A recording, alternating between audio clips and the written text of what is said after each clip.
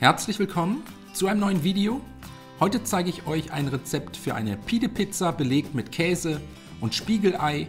Dafür bereiten wir zunächst einen Hefeteig vor, einen Viertelwürfel Hefe in ein hohes Gefäß bröseln, eine Prise Zucker und 100 ml lauwarmes Wasser dazu gießen und alles mit einem Schneebesen oder einer Gabel verrühren, bis sich Zucker und Hefe komplett aufgelöst haben.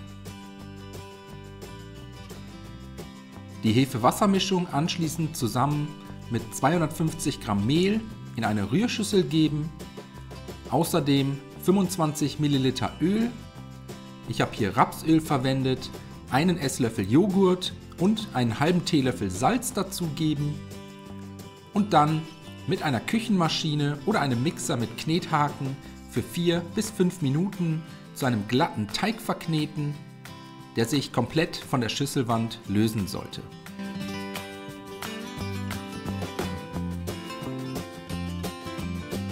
Wenn das erledigt ist, eine Kugel aus dem Teig formen, zurück in die Rührschüssel legen und mit einem Küchentuch bedeckt für 30 bis 45 Minuten an einem warmen Ort ruhen lassen.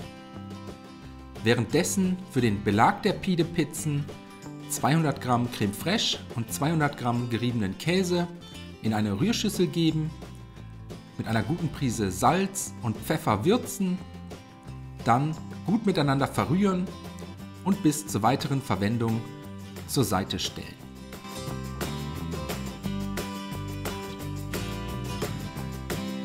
Der Teig sollte sein Volumen nach der Ruhezeit deutlich vergrößert haben.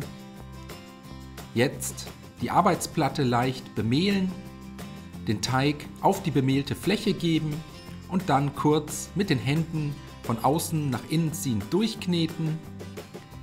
Anschließend eine Kugel aus dem Teig formen und die Teigkugel danach mit einem Messer in 4 ungefähr gleich große Stücke schneiden.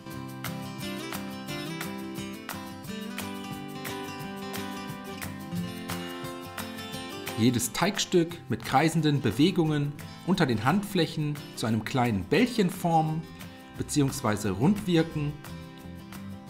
Und wenn das erledigt ist, können wir die Bällchen ausrollen, dafür die Arbeitsplatte erneut leicht bemehlen, die Teigbällchen mit den Händen etwas flach drücken und dann mit einem Nudelholz dünn und flach zu langen und ovalen Teigfladen ausrollen. Anschließend ein Backblech mit Backpapier belegen, jeweils 2 Teigfladen nebeneinander auf das Backblech heben, jetzt je einen gehäuften Esslöffel der Käsemischung auf die Teigfladen geben, mit einem Löffel gleichmäßig dick darauf verstreichen, außen einen kleinen Rand freilassen und zum Schluss die Teigränder nach innen umklappen, sodass die Füllung beim Backen nicht auslaufen kann und die Form an kleine Boote erinnert. Die Pide zum Schluss mit etwas verquirltem Ei einpinseln. Außerdem bestreue ich die Ränder zusätzlich noch mit etwas schwarzem Sesam und so kommen sie dann für 10 bis 12 Minuten bei 180 Grad Ober- und Unterhitze in den vorgeheizten Backofen, bis die Käsemischung anfängt leicht braun zu werden.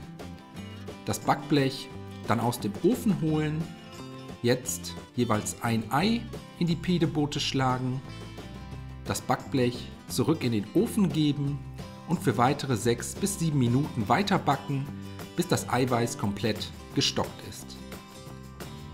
Die fertigen Pide danach aus dem Ofen holen, so sehen sie dann aus. Zum Schluss noch mit etwas fein gehackter Petersilie bestreuen, eventuell noch etwas Salz und Pfeffer aufs Ei geben und dann servieren. Ich hoffe, euch hat das Video gefallen. Ich wünsche euch viel Spaß beim Nachkochen. Bis zum nächsten Mal.